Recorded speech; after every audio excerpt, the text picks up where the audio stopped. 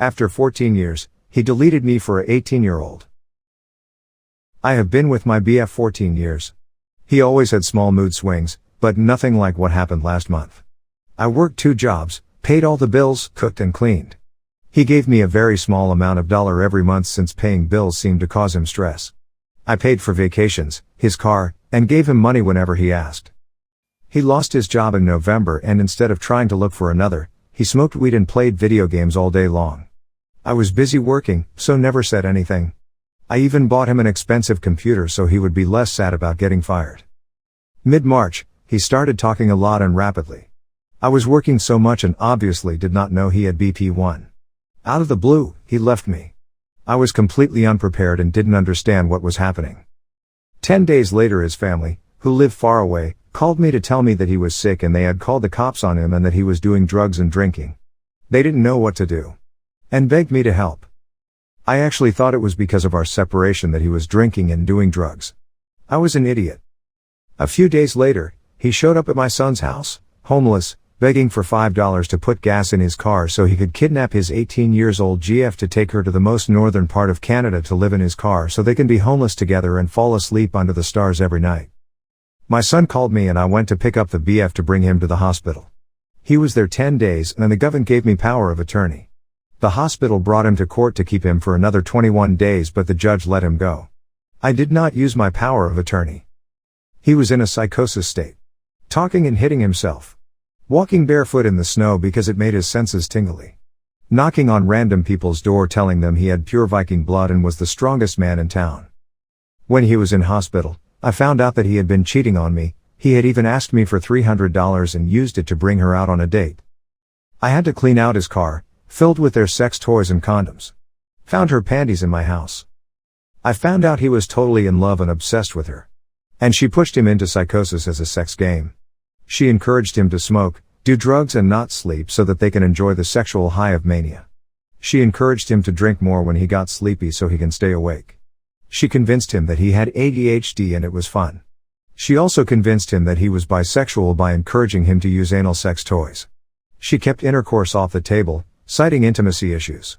She also had a boyfriend who she lives with and she said that her and her BF were in an open relationship, so it was okay to have sex.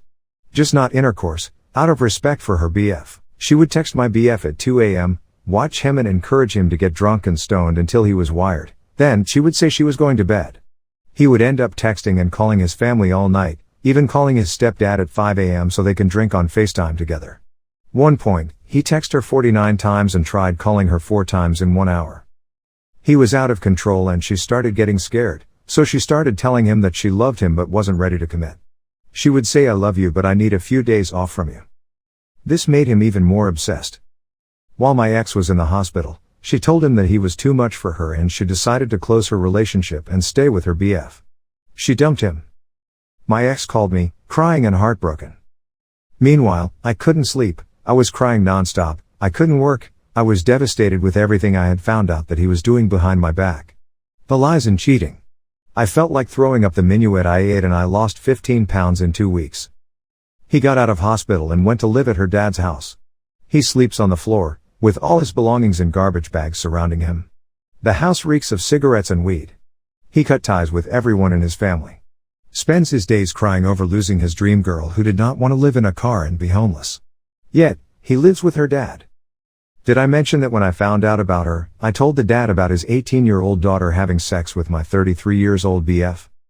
So when my ex got out of the hospital, the term for him to go live there was no sex with the daughter.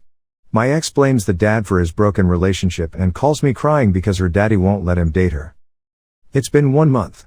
I have 2 therapists, I still can't work, I cry every day, I wake up in the middle of the night with panic attacks so strong, I feel like I am having a heart attack. I put my house up for sale since living here is too painful. Yet, I still love him. I called him yesterday to see how he was. He is not taking all his meds, and he smokes weed daily. He keeps begging me for money so he can get an apartment close to where she lives. He is obsessed with her. When I tell him no for money, he accuses me of being the one who cheats, and bringing him to the hospital.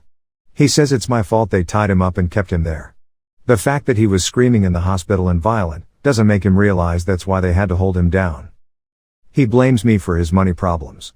He had not renewed his license, so he got pulled over and given a $490 ticket. He blames me for not paying his bills. Why would I pay his bills after he left me for her?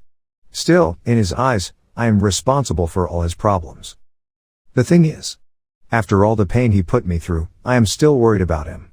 I still call him and allow him to scream accusations at me. I gave him 14 of my best years, only to get deleted in a matter of days for some 18-year-old who was playing games with a 33-year-old man's BP mind. I know he is sick. But being called a fat bitch because I will no longer be his ATM hurts like hell. I will never get over this.